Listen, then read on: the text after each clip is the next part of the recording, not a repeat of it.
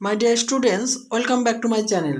তোমাদের সামনে এখন আমি আলোচনা করতে চলেছি বিভূতিভূষণ বন্দ্যোপাধ্যায় রচিত পুঁই মাচা গল্পের দ্বিতীয় পর্বের আলোচনা।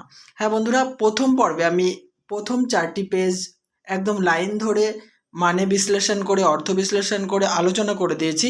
যারা ওই পর্বের ভিডিও দেখোনি, আমার চ্যানেলের প্লেলিস্টে দেখে নাও, কিংবা আমার এর আগের পর্বের যে ভিডিও তার প্রথম কমেন্টে সেই লিঙ্ক দেওয়া আছে। আজকে আমি দ্বিতীয় পর্বের আলোচনা করব এবং এখানেও আরও 4টি পেজ আলোচনা করব, আর তৃতীয় পর্বে আমি আলোচনা শেষ করব। তার আগে বলি, এর আগের যে আলোচনা হয়েছে তার একটু সংক্ষিপ্ত বিষয় তোমাদেরকে বলে নিই। দেখো, আগে আমি আলোচনা করেছিলাম শেষের দিকে যে অন্নপূর্ণা ঘাটে স্নান করতে গেছে এবং খেন্তি এবং তার বাবা কোথাও একটা যাবার জন্য খেন্তি একটা শাবল এনে দিয়েছে। তার বাবা এবং খেন্তি চোরেরা যেমন শীত কাটার জন্য বেরিয়ে যায়, ঠিক সেইভাবে বেরিয়ে গেছে। তারপর থেকে দ্বিতীয় পর্বের আলোচনা আজকে শুরু হবে। চলো দেখে নিই আজকের গুরুত্বপূর্ণ আলোচনাটি। দেখো, 7 নম্বর পেজে আছে, অন্নপূর্ণা স্নান করিয়া সবে কাপড় ছাড়িয়া উনুন ধরাইবার জোগাড় করিতেছেন। মুখুজ্জে বাড়ির ছোট খুকি দুর্গা আসিয়া বলিল, খুড়িমা, মা বলে দিলে খুড়িমাকে গিয়ে বল মাছ হবে না, তুমি আমাদের নবান্নটা মেখে আর ইতুর ঘটগুলো বার করে দিয়ে আসবে। দেখো, এখানে অন্নপূর্ণা অর্থাৎ সহায়হরি, তার স্ত্রী আর কি, সহায়হরির স্ত্রী স্নান করে কাপড় ছেড়ে উনুন ধরিয়েছেন। ঠিক সেই সময় মুখুজ্জেদের বাড়ির ছোট খুকির নাম হচ্ছে দুর্গা, সে এসে অন্নপূর্ণাকে খুড়িমা অর্থাৎ কাকিমা বলে সম্বোধন করেছে এবং তার মা বলে দিয়েছে যে মা ওই ইতুর ঘট ছোবে না, তাই নবান্নটা মেখে দেওয়ার কথা বললো এবং ইতুর ঘট বের করে দিয়ে আসার কথা বলেছে। ঠিক আছে, এইবার দেখো এই যে ইতু কি আর নবান্ন কি, এই জিনিসটা তোমাদের জানতে হবে। নবান্ন হচ্ছে একটা বিশেষ ঋতুতে কিন্তু একটা উৎসব। নবান্ন মানে হচ্ছে নতুন যে অন্ন, কৃষকরা যখন নতুন ফসল ঘরে তোলে, বিশেষ করে অঘ্রাণ মাসে এই উৎসবটা উদযাপন করা হয়। ঠিক আছে, আর ইতুর ঘট হচ্ছে, ইতু পুজো হচ্ছে শস্য, সৌভাগ্য আর মঙ্গলের প্রতীক হিসেবে এই পুজোটা করা হয়। ঠিক আছে, তো অন্নপূর্ণাকে ডাকতে এসেছে মুখুজ্জে বাড়ির ছোট খুকি। তারপরের ঘটনা দেখো, মুখুজ্জে বাড়ি ও পাড়ায় যাইবার পথের বা ধারে এক জায়গায় শেওড়া, বনভাট, রাংচিতা, বনচালতা গাছের ঘন বন শীতের সকালে এক প্রকার লতাপাতার ঘন গন্ধ বন হইতে বাহির হইতেছিল। একটা লেজঝোলা হলদে পাখি আমড়া গাছের এডাল হইতে ওডালে যাইতেছে। তাহলে মুখুজ্জেদের বাড়িতে অন্নপূর্ণা যখন রওনা হয়েছে তখন পথের ধারে কি দেখতে পেল? শেওড়া বন, বনভাট, রাংচিতা, বনচালতা, এগুলো একটা জঙ্গলের গাছের নাম। ঠিক আছে, সেখান থেকে একটা ঘন গন্ধ আসছিল। আর একটা লেজঝোলা হলদে পাখি কোন গাছের ডাল থেকে এ ডাল থেকে ও ডালে যাচ্ছিল? আমড়া গাছের ডাল থেকে এ ডাল থেকে ও ডালে যাচ্ছিল। পরেরটা দেখো, দুর্গা আঙুল দিয়া দেখাইয়া বলিল, খুড়িমা, খুড়িমা, ওই যে কেমন পাখিটা। পাখি দেখিতে গিয়া অন্নপূর্ণা কিন্তু আর একটা জিনিস লক্ষ্য করিলেন। কি লক্ষ্য করলেন? যে ঘন বনটার মধ্যে কোথায় এতক্ষণ খুব খুব করিয়া আওয়াজ হইতেছিল, কে যেন কি খুঁড়িতেছে। তাহলে দুর্গা যখন খুড়িমা খুড়িমা করে বলেছে যে ওই যে একটা হলুদ রঙের লেজঝোলা পাখি, তখন সেটা দেখতে গিয়ে অন্নপূর্ণা আর একটা বিষয় লক্ষ্য করলো যে বনের মধ্যে একটা খুব খুব আওয়াজ হচ্ছে, কেউ একটা কিছু খুঁড়ছে, মাটি খোঁড়ার শব্দ। দুর্গার কথার পরেই হঠাৎ সেটা বন্ধ হইয়া গেল। তাহলে দুর্গা যখনই আওয়াজ করেছে সেই খুব খুব আওয়াজটা, মানে মাটি খোঁড়ার শব্দটা বন্ধ হয়ে গেল। অন্নপূর্ণা সেখানে খানিকক্ষণ থমকিয়া দাঁড়াইলেন, পরে চলিতে আরম্ভ করিলেন। তাহার খানিক দূর যাইতে বনের মধ্যে পুনরায় খুব খুব শব্দ আরম্ভ হইল। তাহলে কি অন্নপূর্ণা কিছুটা সময় ওখানে খুব খুব শব্দ শোনার পরে দাঁড়িয়ে গিয়েছিলেন, তারপরে আবার চলতে শুরু করেছিলেন। যখনই চলতে শুরু করলেন আবার সেই খুব খুব শব্দ শুরু হলো, অর্থাৎ মাটি খোঁড়ার শব্দ শুরু হলো। কাজ করিয়া ফিরিতে অন্নপূর্ণার কিছু বিলম্ব হইল। কোন কাজ করে? যে মুখুজ্যেদের বাড়িতে, অর্থাৎ ওই দুর্গা যে ইতুর ঘট নামাতে এবং নবান্নটা মেখে দিয়ে আসতে বলেছিল, সেই কাজ করে ফিরতে বিলম্ব মানে দেরি হলো। বাড়ি ফিরিয়া দেখিলেন খেন্তি উঠানের রৌদ্রে বসিয়া তেলের বাটি সম্মুখে লইয়া খোপা খুলিতেছে। তাহলে অন্নপূর্ণা ওই মুখুজ্যেদের বাড়ি থেকে নেমে মানে চলে এসে কি দেখতে পেলেন, যে খেন্তি উঠানের রৌদ্রে বসে তেলের বাটি সামনে নিয়ে খোপা খুলছে। তখন তীক্ষ্ণ দৃষ্টিতে মেয়ের দিকে চাহিয়া দেখিয়া বলিলেন, এখনো নাইতে যাসনে যে? কোথায় ছিলি এতক্ষণ? তার মানে এখনো স্নান করতে যাসনি তুই? এতক্ষণ কোথায় ছিলি? একথা অন্নপূর্ণা খেন্তিকে বলেছে। খেন্তি তাড়াতাড়ি উত্তর দিল, এই যে যাই মা, এক্ষুনি যাব আর আসব। খেন্তি স্নান করিতে যাইবার একটুখানি পরেই সহায় হরি সোৎসাহে 15-16 সের ভারী একটা মেটে আলু ঘাড়ে করিয়া কোথা হইতে আসিয়া উপস্থিত হইলেন। তাহলে কি খেন্তি যখন স্নান করিতে গেল তার একটু পরে সহায়হরি সোৎসাহে মানে অত্যন্ত আগ্রহের সঙ্গে বা উৎসাহের সঙ্গে একটা 15-16 সের ভারী মেটে আলু ঘাড়ে করে বাড়িতে উপস্থিত হলো। তাহলে মেটে আলুর ওজন কত ছিল? 15-16 সের। এবং সম্মুখে স্ত্রীকে দেখিয়া কৈফিয়তের দৃষ্টিতে সেই দিকে চাহিয়া বলিয়া উঠিলেন, ওই যে ও পাড়ার ময়সা চৌকিদার রোজই বলে, কর্তা ঠাকুর, তোমার বাপ থাকতে তবু মাসে মাসে এদিকে তোমাদের পায়ের ধুলো পড়তো, তা আজকাল তো তোমরা আর আসো না। এই বেড়ার গায়ে মেটে আলু করে রেখেছি, তা দাদা ঠাকুর বরং। তাহলে দেখো, এই যে 15-16 সের মেটে আলুটা এনেছে সহায় হরি বউয়ের রাগ থেকে বাঁচার জন্য, অর্থাৎ অন্নপূর্ণার রাগের দৃষ্টি থেকে বাঁচার জন্য সে বলেছে মিথ্যা কথা যে ময়সা চৌকিদার তাকে এটা দিয়েছে। ঠিক আছে, দাদা ঠাকুর বলে সম্বোধন করেছে ময়সা চৌকিদার সহায় হরিকে। পরের লাইন দেখো, অন্নপূর্ণা স্থির দৃষ্টিতে স্বামীর দিকে চাহিয়া বলিলেন, বরজ পোতার বনের মধ্যে বসে খানিক আগে কি করছিলে শুনি? তাহলে অন্নপূর্ণা যে খুব খুব আওয়াজ শুনেছিল মাটি খোঁড়ার, সেটা কোথায়? বরজ পোতার বন। ভেরি ইম্পর্টেন্ট একটা উত্তর এটা। পরের লাইন, সহায় হরি অবাক হইয়া বলিলেন, আমি? না, আমি কখনো না, এই তো আমি। সহায় হরির ভাব দেখিয়া মনে হইতেছিল তিনি এইমাত্র আকাশ হইতে পড়িয়াছেন। পরের লাইন, অন্নপূর্ণা পূর্বের মতন স্থির দৃষ্টিতে স্বামীর দিকে চাহিয়া বলিলেন, চুরি তো করবেই, 3 কাল গিয়েছে, 1 কাল আছে, মিথ্যা কথাগুলো আর এখন বলো না।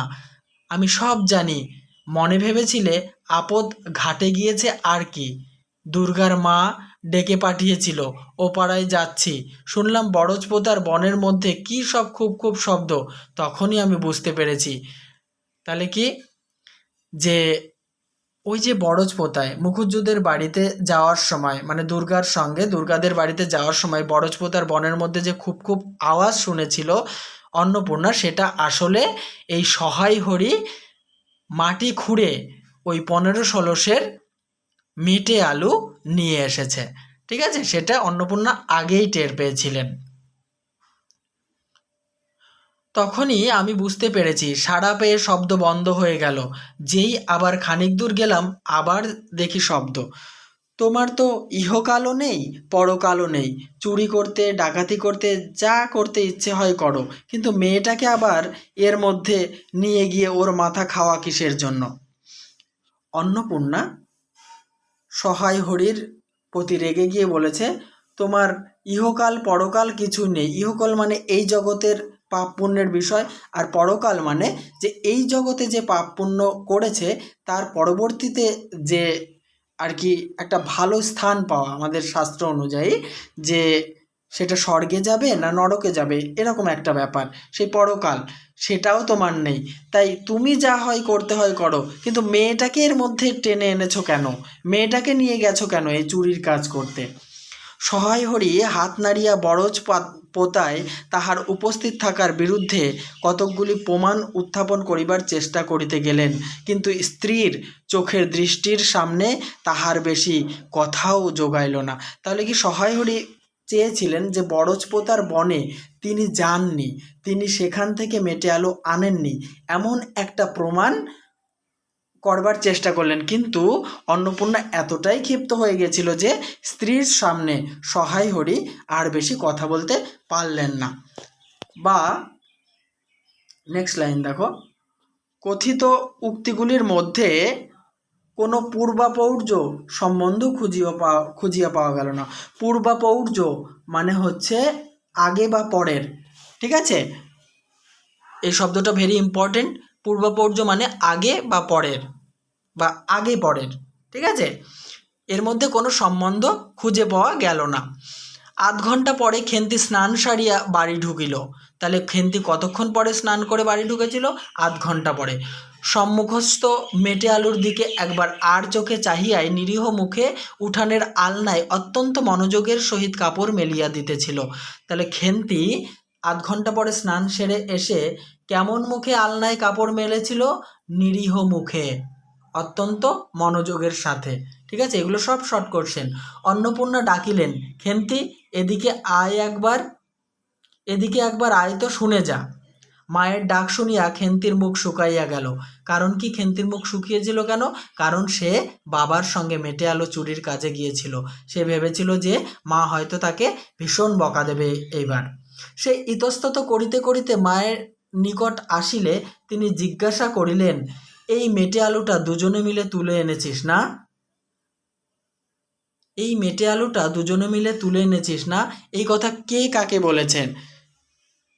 খেন্তিকে বলেছেন তার মা অন্নপূর্ণা। শর্ট কোশ্চেন এটা। খেন্তি মার মুখের দিকে একটুখানি চাহিয়া থাকিয়া একবার ভূপতিত মেটে আলুটার দিকে চাহিল, পরে পুনরায় মার মুখের দিকে চাহিল। তাহলে খেন্তি কি করলো? মায়ের মুখের দিকে একবার তাকিয়ে দেখলো, ভূপতিত মানে হচ্ছে পড়ে থাকা মেটে আলুর দিকে চাহিয়া পুনরায় মায়ের মুখের দিকে চাহিল। সঙ্গে সঙ্গে ক্ষিপ্র দৃষ্টিতে একবার বাড়ির সম্মুখস্থ বাঁশঝাড়ের মাথার দিকেও চাহিয়া লইল। ক্ষিপ্র দৃষ্টিতে মানে অত্যন্ত দ্রুততার সঙ্গে বাঁশঝাড়ের মাথার দিকেও তাকালো। কপালে বিন্দু বিন্দু ঘাম দেখা দিল, কিন্তু মুখ দিয়া কথা বাহির হইল না। তার মানে ভয়ে মায়ের যে কথার উত্তর দেবে সেই কথাও হারিয়ে ফেলেছিল খেন্তি। তার কপালে বিন্দু বিন্দু ঘাম দেখা দিয়েছিল, কিন্তু মুখ দিয়ে কোনো কথা বের হয়নি। নেক্সট লাইন, অন্নপূর্ণা কড়া সুরে বলিলেন, কথা বলছিস না যে বড়, এই মেটে আলু তুই এনেছিস কি না? খেন্তি বিপন্ন চোখে মার মুখের দিকেই চাহিয়াছিল, উত্তর দিল হ্যাঁ। খেন্তি মায়ের ভয়ে অবশেষে কিন্তু হ্যাঁ স্বীকার করলো যে সে মেটে আলু তুলে এনেছে। পরের লাইন, অন্নপূর্ণা তেলে বেগুনে জ্বলিয়া উঠিলেন। অন্নপূর্ণা তেলে বেগুনে জ্বলে ওঠার কারণ কি? যে খেন্তির মেটে আলু তুলে আনার বিষয়টা, ঠিক আছে। তারপরে কি বললেন দেখো, পাজি আজ তোমার পিঠে আমি আস্ত কাঠের চেলা ভাঙবো, তবে ছাড়বো। বরজপোতার বনে গিয়েছে মেটে আলু চুরি করতে। তাহলে অন্নপূর্ণা খেন্তিকে কি বলে সম্বোধন করেছে? পাজি বলে। আর কোথায় মেটে আলু আনতে গিয়েছে? বরজপোতার বনে।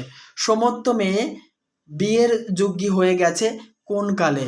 সেই এক গলা বিজন বন, যার মধ্যে দিন দুপুরে বাঘ লুকিয়ে থাকে, তার মধ্যে থেকে পরের আলু নিয়ে এলো তুলে। তার মানে কি? বিজন বন মানে নির্জন বন, যেখানে দিনে দুপুরে বাঘ লুকিয়ে থাকে। কোন বনে? বরজপোতার বনে। সেখান থেকে মেটে আলু তুলে এনেছে খেন্তি এবং তার বাবা। তাই খেন্তিকে যথাসম্ভব শাসন করছেন অন্নপূর্ণা। যদি গোসাইরা চৌকিদার ডেকে তোমায় ধরিয়ে দেয়, তাহলে গোসাইরা হচ্ছে ওই বাগানের অংশীদার বা ওই বাগানের দখলদারিতে হয়তো আছে। গোসাইরা জানতে পারলে চৌকিদার ডেকে চুরির অপরাধে খেন্তিকে ধরিয়ে দিতে পারে, এই কথাই বলেছে তার মা অন্নপূর্ণা। তোমার কোন শ্বশুর এসে তোমায় বাঁচাতো? আমার জোটে খাবো, না জোটে না খাবো, তা বলে পরের জিনিসে হাত? এ মেয়ে নিয়ে আমি কি করব মা? অন্নপূর্ণা এখানে একটা দুঃখ প্রকাশ করেছে, ক্ষোভ প্রকাশ করেছে যে মেয়েটা মেটে আলু চুরি করে এনেছে, এটা অন্নপূর্ণা মেনে নিতে পারছে না। 2-3 দিন পরে একদিন বৈকালে ধুলা মাটি মাখা হাতে খেন্তি মাকে আসিয়া বলিল, মা মা দেখবে এসো। এই যে মা মা দেখবে এসো, এটা কে কখন বলেছিল? মানে ওই মেটে আলু তোলার 2-3 দিন পরে খেন্তি তার মা অন্নপূর্ণাকে বলেছিল। অন্নপূর্ণা গিয়া দেখিলেন ভাঙা পাঁচিলের ধারে যে ছোট খোলা জমিতে কতগুলো পাথরকুচি ও কন্টিকারির জঙ্গল হয়েছে। তাহলে পাথরকুচি এবং কন্টিকারির জঙ্গল কোথায় হয়েছিল? উত্তর হবে ভাঙা পাঁচিলের ধারে। পাথরকুচি এক ধরনের গাছ যেটা ভেষজ উদ্ভিদ হিসাবে ব্যবহৃত হয়, আর কন্টিকারিও কিন্তু একটা কাঁটা জাতীয় গাছ। ঠিক আছে, এটাও ভেষজ উদ্ভিদ যেটা থেকে ওষুধ তৈরি হয়। নেক্সট দেখো পরের লাইন, খেন্তি ছোট বোনকে লইয়া সেখানে মহা উৎসাহে তরকারি আওলাদ করিবার আয়োজন করিতেছে। আওলাদ মানে গাছপালা ইত্যাদির একটা, মানে কি বলবো, বাজার বলতে পারো। ঠিক আছে, গাছপালার যে বাজার সেটা। কাকে নিয়ে করছে? ছোট বোনকে। এবং ভবিষ্যম্ভাবী নানাবিধ কাল্পনিক ফলমূলের অগ্রদূত স্বরূপ বর্তমানে কেবল একটি মাত্র শীর্ণকায় পুঁইশাকের চারা কাপড়ের ফালি গ্রন্থিবদ্ধ হইয়া ফাঁসি হইয়া যাওয়া আসামির মতন ঊর্ধ্বমুখে একখণ্ড শুষ্ক কঞ্চির গায়ে ঝুলিয়া রহিয়াছে। মানে ওখানে নানা রকমের গাছপালার দিয়ে একটা দোকান সাজাবার চেষ্টা করেছে, তার মধ্যে একটা শীর্ণকায় মানে শুষ্ক একেবারে ক্ষীণকায় রোগা পুঁই শাকের চারা তার মধ্যে একটা আছে। ঠিক আছে, সেটা কোথায় ঝুলছে? এক খণ্ড শুষ্ক কঞ্চির গায়ে ঝুলছিল। ফলমূলাদির অবশিষ্টগুলি আপাতত বড় মেয়ের মস্তিষ্কের মধ্যে অবস্থিতি করিতেছে, দিনের আলোয় এখনো বাহির হয় নাই। তাহলে বুঝতেই পারলে যে খেন্তি তার বোনকে নিয়ে একটা গাছপালার একটা দোকান সাজিয়েছে, সেখানে একটা পুঁইয়ের গাছও এনেছে যেটা কঞ্চির মধ্যে ঝুলছে। অত্যন্ত সরু শুষ্ক একটা রুগ্ন পুঁই গাছ। নেক্সট, অন্নপূর্ণা হাসিয়া বলিলেন, দূর পাগলি, এখন পুঁই ডাঁটা চারা পোঁতে কখনো? বর্ষাকালে পুঁততে হয়, এখন যে জল না পেয়ে মরে যাবে। তাহলে এখন যে জল না পেয়ে মরে যাবে, কি মরে যাবে? ওই খেন্তির আনা বা পোতা পুঁই ডাঁটাটা। তাহলে কখন পুঁততে হয় এই পুঁই ডাঁটা? বর্ষাকালে। খেন্তি বলিল, কেন, আমি রোজ জল ঢালবো? খেন্তি সেই পুঁই ডাঁটায় প্রতিদিন জল ঢালতে চেয়েছে। অন্নপূর্ণা বলিলেন, দেখ, হয়তো বেঁচে যেতেও পারে। আজকাল রাতে খুব শিশির হয়, খুব শীত পড়িয়াছে। সকালে উঠিয়া সহায় হরি দেখিলেন তাহার 2 ছোট মেয়ে দোলাই গায়ে বাঁধিয়া রোদ উঠিবার প্রত্যাশায় উঠানের কাঁঠাল তলায় দাঁড়িয়ে আছে। তাহলে শীতকালে খুব শীত পড়েছে। তাহলে সহায় হরি কি দেখতে পেলেন? তার 2 ছোট মেয়ে দোলাই গায়ে বাঁধিয়া, দোলাই মানে হচ্ছে 2 স্তর, মানে দুই রকমের স্তর বিশিষ্ট কাপড় দিয়ে তৈরি শীত বস্ত্র। ঠিক আছে, একটু মোটা ধরনের কাপড়ের তৈরি শীত বস্ত্র। কোথায় দাঁড়িয়ে আছে তারা? কাঁঠাল তলায়, দোলাই গায়ে দিয়ে। ঠিক আছে, একটা ভাঙা ঝুড়ি করিয়া খেন্তি শীতে কাঁপিতে কাঁপিতে কাঁপিতে মুখুজ্জে বাড়ি হইতে গোবর কুড়াইয়া আনিল। তাহলে কাঁপিতে কাঁপিতে কোথা থেকে গোবর কুড়িয়ে আনলো? মুখুজ্জে বাড়ি থেকে। সহায় হরি বলিলেন, হ্যাঁ মা খেন্তি, সকালে উঠে জামা গায়ে দিতে তোর কি হয়, দেখ দেখি এই শীত। তাহলে খেন্তিকে সহায় হরি বলেছে যে এই শীতের মধ্যে তোর জামা গায়ে দিতে কি হয়, অত্যন্ত শীত পড়েছে। আচ্ছা দিচ্ছি বাবা, কই শীত, তেমন তো। পরের লাইন, হ্যাঁ দে মা, এক্ষুনি দে। কি দিতে বলেছে? জামা গায়ে দিতে বলেছে। অসুখ বিসুখ 5 রকম হতে পারে, বুঝলি নে। সহায় হরি বাহির হইয়া গেলেন। ভাবিতে ভাবিতে গেলেন, তিনি কি অনেক দিন মেয়ের মুখে ভালো করিয়া চাহেন নাই? খেন্তির মুখ এমন সুশ্রী হইয়া উঠিয়াছে। তাহলে কি ভাবিতে ভাবিতে গেলেন সহায় হরি? যে তিনি কি অনেক দিন খেন্তির মুখের দিকে ভালো করে তাকিয়ে দেখেননি? খেন্তির মুখ এমন সুশ্রী হইয়া উঠিয়াছে, মানে খেন্তি আগের থেকে অনেক সুন্দর হয়ে উঠেছে। এটা সহায় হরি খেয়াল করেননি, এতদিন পরে তিনি দেখতে পেলেন। জামার ইতিহাস নিম্নরূপ, মানে যে জামা গায়ে রয়েছে সেই জামার ইতিহাসটা এখন বলবে সহায় হরি। বহু বৎসর অতীত হইল, মানে অনেক বছর পার হয়ে গেল। হরিপুরের রাসের মেলা হইতে সহায় হরি কালো সার্জের একটা 2.5 টাকা মূল্যের জামাটি ক্রয় করিয়া আনেন। তাহলে সার্জের জামা মানে শীতের পোশাক, ঠিক আছে। আর কোথা থেকে এনেছিল? বহুদিন আগে হরিপুরে একটা রাসের মেলা হয়, সেখান থেকে এনেছিল 2.5 টাকা দিয়ে, ঠিক আছে। জামাটির রং হচ্ছে কালো। এখানে কিন্তু 3-4টে শর্ট কোয়েশ্চেন। ছিঁড়িয়া যাইবার পর তাহাতে কতবার রিপু ইত্যাদি করা হইয়াছিল। সম্প্রতি কত বছর হইতে খেন্তির স্বাস্থ্যোন্নতি হওয়ার দরুন জামাটি তাহার গায়ে হয় না। তাহলে কি, ওই যে জামা তিনি হরিপুরের রাসের মেলা থেকে কিনে এনেছিলেন সেটা বহুদিন হয়ে গেল, সেটা অনেকবার ছিঁড়ে গেছে, কিন্তু সেটাকে সেলাই করা হয়েছে, মানে রিফু করা হয়েছে। কিন্তু বর্তমানে খেন্তির শরীরের উন্নতি হয়েছে, স্বাস্থ্য ভালো হয়েছে, তাই এখন আর সে জামা গায়ে হয় না। সংসারের এসব খোঁজ সহায় হরি রাখিতেন না। মানে কোন খোঁজ রাখিতেন না? যে মেয়ের স্বাস্থ্যের উন্নতি হচ্ছে, মেয়ের যে একটা জামা কেনা প্রয়োজন, এই ধরনের খোঁজ সহায় হরি রাখতেন না। জামার বর্তমান অবস্থা অন্নপূর্ণারও জানা ছিল না। খেন্তির নিজস্ব ভাঙা টিনের তোরঙ্গের মধ্যে উহা থাকিত। ভেরি ইম্পর্টেন্ট একটা শর্ট কোয়েশ্চেন। খেন্তির নিজস্ব ভাঙা টিনের তোরঙ্গের মধ্যে উহা থাকিত। উহা বলতে কি বোঝানো হয়েছে? মানে খেন্তির জামার কথা বোঝানো হয়েছে। টিনের তোরঙ্গ মানে টিনের তৈরি বাক্স পেটরা, ঠিক আছে, তাকে তোরঙ্গ বলা হয়।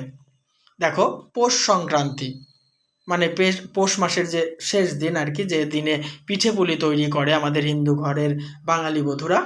সন্ধ্যাবেলা অন্নপূর্ণা একটা কাশিতে চালের গুঁড়া, ময়দা ও গুড় দিয়া চটকাইতেছিলেন। তাহলে কি অন্নপূর্ণা পৌষ সংক্রান্তির দিন কি করছিলেন? একটা কাশিতে চালের গুঁড়ো, ময়দার গুঁড়ো, তারপরে হচ্ছে গুড় দিয়ে সব দিয়ে চটকাচ্ছিলেন। একটা ছোট বাটিতে 1 বাটি তেল। খেন্তি কুড়ুনির নিচে একটা কলার পাতা পাড়িয়া 1 থালা নারিকেল কুড়িতেছে। তাহলে পৌষ সংক্রান্তির দিন খেন্তি কি কুড়ছিল? নারকেল কুড়ছিল। অন্নপূর্ণা প্রথমে খেন্তির সাহায্য লইতে স্বীকৃত হন নাই। প্রথমে অন্নপূর্ণা খেন্তি তাকে সাহায্য করবে এটা মেনে নিতে রাজি হননি, কারণ সে যেখানে সেখানে বসে, বনে বাদারে ঘুরে ফেরে, তাহার কাপড় চোপড় শাস্ত্রসম্মত ও শুচি নহে। তার মানে খেন্তি যেখানে সেখানে ঘুরে বেড়ায় এবং তার যে কাপড় চোপড় শুদ্ধ নয়, তাই তিনি মানে অন্নপূর্ণা খেন্তির সাহায্য নিতে রাজি হয়নি। অবশেষে খেন্তি নিতান্ত ধরিয়া পড়ায় হাত পা ধোয়াইয়া ও শুষ্ক কাপড় পরাইয়া তাহাকে বর্তমান পদে নিযুক্ত করিয়াছেন। তাহলে অবশেষে খেন্তি অনেক জোর জবস্তি করেছিল, তাই তার হাত পা ধুইয়ে ভালো কাপড় পরিয়ে তাকে এই নারকেল কুড়ুনির কাজটা দিয়েছেন অন্নপূর্ণা। ময়দার গোলা মাখা শেষ হইলে অন্নপূর্ণা উনুনে খোলা চাপাইতে যাইতেছেন। তাহলে ময়দার গোলা মাখা শেষ হয়ে গেছে, তখন অন্নপূর্ণা উনুনে খোলা মানে ওই পিঠে বানানোর যে সাজ সেটা চাপাতে যাচ্ছেন। ছোট মেয়ে রাধি হঠাৎ ডান হাতখানা পাতিয়া বলিল, মা ওই একটু, মনে রাখবে বড় মেয়ে খেন্তি তারপরে মেজো মেয়ে হচ্ছে পুটি, আর ছোট মেয়ের নাম হচ্ছে রাধি। খাতায় অবশ্যই লিখে রাখো, আর আমি যে ভিডিও করেছি সেখানে কিন্তু প্রশ্নোত্তরের ক্লাসে পেয়েই যাবে।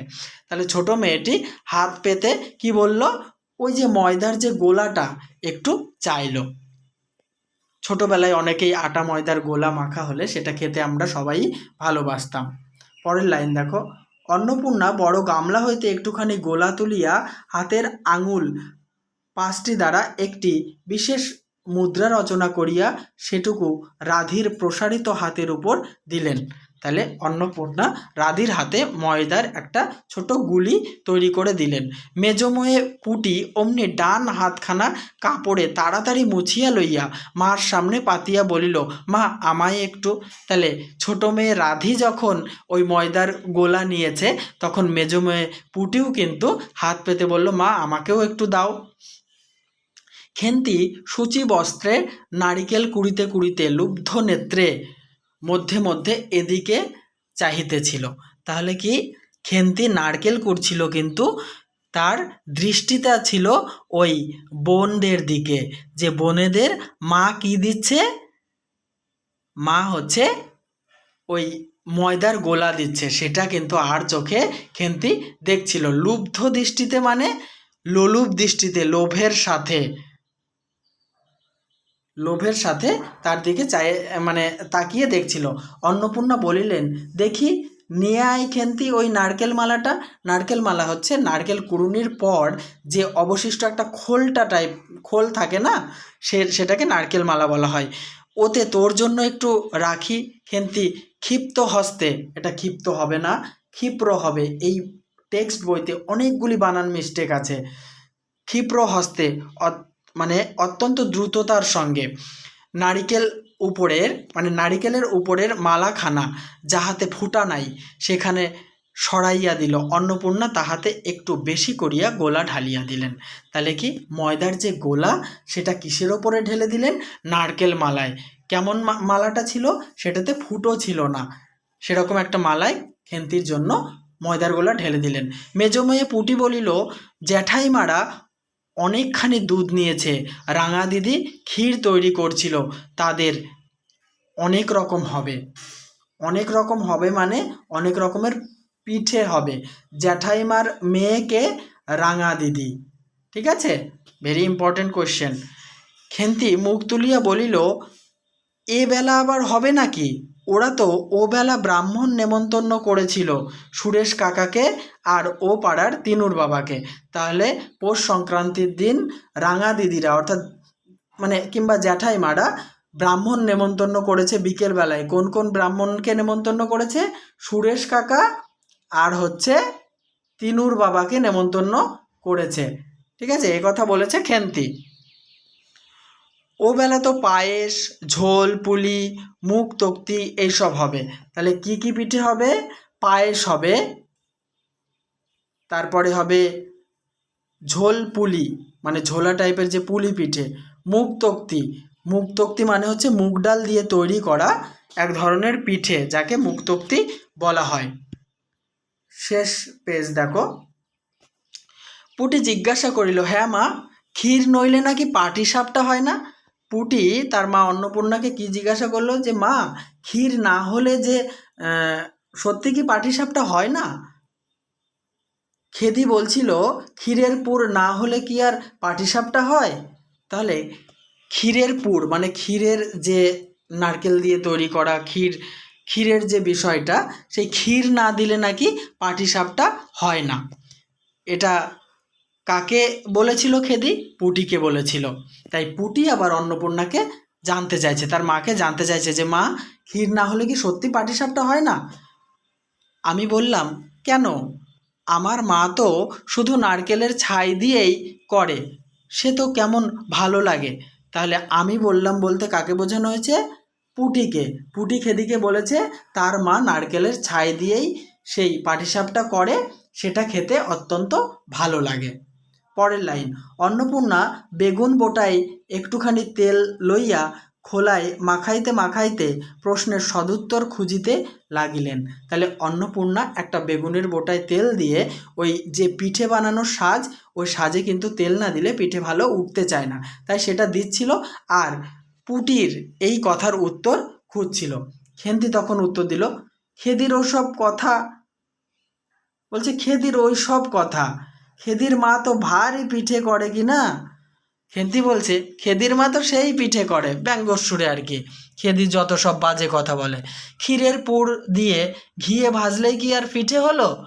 সেদিন জামাই এলে ওদের বাড়িতে দেখতে গেলুম কি না, তাই খুড়িমা দুখানা পাটিসাপটা খেতে দিলে। তাহলে জামাই এলে খেদিদের বাড়িতে কে গিয়েছিল? খেন্তি গিয়েছিল। খুড়িমা, খুড়িমা কাকে বলা হয়েছে? খেদির মাকে। কখানা পিঠে খেতে দিয়েছিল? দুটি পাটিসাপটা খেতে দিয়েছিল। ও মা, কেমন একটা ধরা ধরা গন্ধ। তাহলে খেন্তি ওদের বাড়িতে পাটিসাপটা খেয়েছিল, কেমন একটা গন্ধ। আর পিঠিতে কখনো কোনো গন্ধ পাওয়া যায়? পাটিসাপটা ক্ষীর দিলেই ছাই হয়। তার মানে খেন্তি উত্তর দিল যে ক্ষীর দিলেই পাটিসাপটা ভালো হয় না। বেপরোয়াভাবে উপরিউক্ত উক্তি শেষ করিয়া খেন্তি মার চোখের দিকে চাহিয়া জিজ্ঞাসা করিল, মা, নারকেলের কোড়া একটু নেব? তাহলে খেন্তি কি জিজ্ঞাসা করলো মায়ের কাছে, যে মা, নারকেল কোড়া তো হয়ে গেছে, আমি কি একটু নারকেল কোড়া নেব? অন্নপূর্ণা বললেন, নে, কিন্তু এখানে বসে খাস নে, মুখ থেকে পড়বে না, কি হবে, ওই দিকে যা। দেখো বলছিলাম টেক্সটে প্রচুর বানান ভুল আছে। এটা হবে এখানে বসে খাস নে, মুখ থেকে মানে পড়লেও পড়তে পারে, অন্যদিকে যেয়ে খেতে বলেছে। খেন্তি নারকেলের মালায় এক থাবা তুলিয়া লইয়া একটু দূরে গিয়া খাইতে লাগিল। মুখ যদি মনের দর্পণ স্বরূপ হয়, তবে খেন্তির মুখ দেখিলে সন্দেহের কোনো কারণ থাকিতে পারিত না যে সেই অত্যন্ত মানসিক তৃপ্তি অনুভব করিতেছে। তাহলে আমরা বলি, এবং এটা একটা মূল্যবান কথা, মুখ হচ্ছে মনের দর্পণ।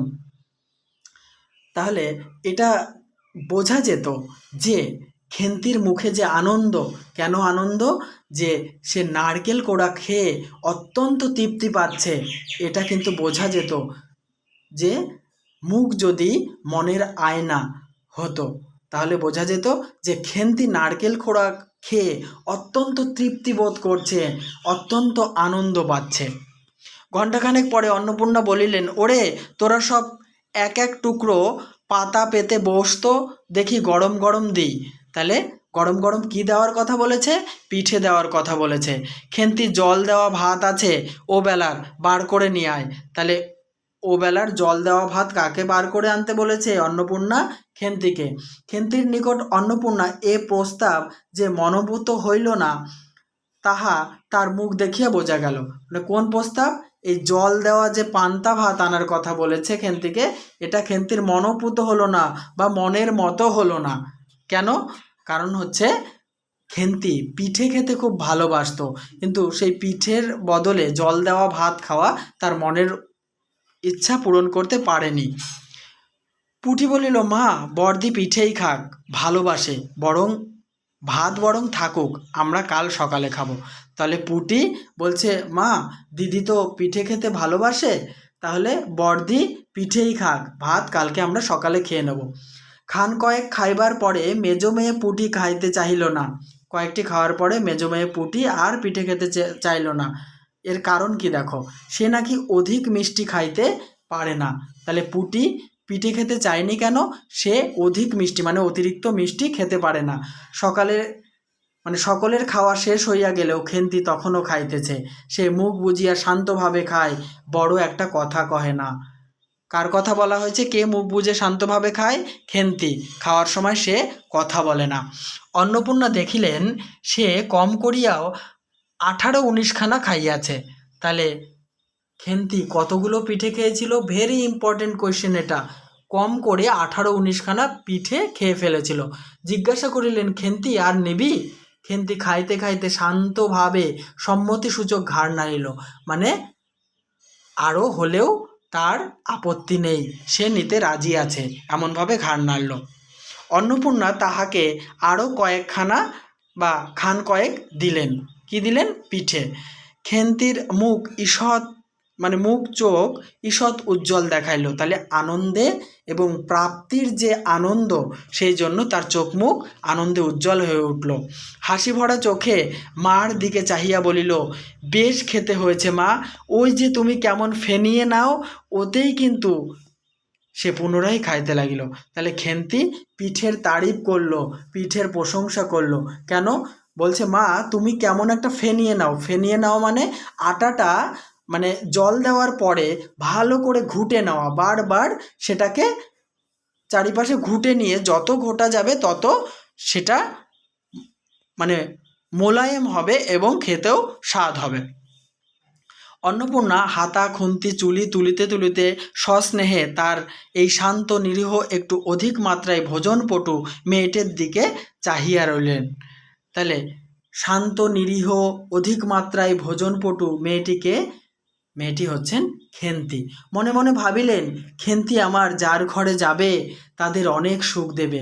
তাহলে খেন্তি একটা লক্ষ্মীমন্ত মেয়ে, অনেক কাজের মেয়ে এবং খুব শান্ত স্বভাবের মেয়ে। তাই তার মা অন্নপূর্ণা ভাবলেন যে খেন্তি যার ঘরের বউ হয়ে যাবে সেই ঘরকে আলোকিত করে দেবে, সেই ঘরের মানুষ অনেক শান্তি পাবে।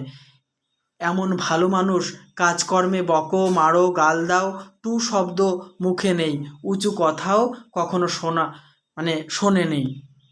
কখনো মারো বকো যা খুশি বলো, খেন্তি কিন্তু মুখে মুখে কোনো কথা বলে না। অর্থাৎ খেন্তি খুব শান্ত নিরীহ স্বভাবের এবং লক্ষ্মীমন্ত মেয়ে। বৈশাখ মাসের প্রথমে সহায় হরির এক দুঃসম্পর্কীয় আত্মীয়ের ঘটকালিতে খেন্তির বিবাহ হইয়া গেল। তাহলে খেন্তির কখন বা কোন মাসে বিয়ে হয়েছিল? বৈশাখ মাসের প্রথম দিকে। কে ঘটকালি করেছিল? সহায় হরির দুঃসম্পর্কীয় আত্মীয় ঘটকালি করেছিল। দ্বিতীয় পক্ষে বিবাহ করিলেও পাত্রটির বয়স 40-এর খুব বেশি কোনো মতেই হইবে না। তাহলে খেন্তিকে যার সঙ্গে বিয়ে দেওয়া হয়েছিল সেই পাত্রটির বয়স 40 বছরের বেশি হবে না, তার আগেরও একটা বউ ছিল। ঠিক আছে, অর্থাৎ দোজ বর যেটাকে বলা হয় সেরকম ছেলের সঙ্গে বিয়ে হয়ে গেল বৈশাখ মাসের প্রথম দিকে সহায় হরির কোনো এক দুঃসম্পর্কের আত্মীয়ের ঘটকালিতে। তাহলে বন্ধুরা, এই আলোচনার সাথে সাথে আমি এই পর্বের পার্টটি সমাপ্ত করলাম। নেক্সট 3টে পেজ থাকলো বাকি, তৃতীয় পর্বে আমি আলোচনা সম্পূর্ণ শেষ করব। আর আমার প্রত্যেকটি আলোচনার শেষে এই পুঁইমাচা গল্পের একদম 9টি পর্বে আলোচনা করা প্রায় 500টির উপরে এমসিকিউ টাইপ কোশ্চেন, তারপরে হচ্ছে তোমার স্তম্ভ মেলানো, তারপর শূন্যস্থান পূরণ, এ জাতীয় যাবতীয় কোশ্চেন অ্যান্সার রয়েছে, সেগুলো আমি দিয়ে দেবো। অবশ্যই ভিডিওতে লাইক কমেন্ট এবং শেয়ার করো। চ্যানেলটিতে নতুন হলে সাবস্ক্রাইব করে অল করতে ভুলো না।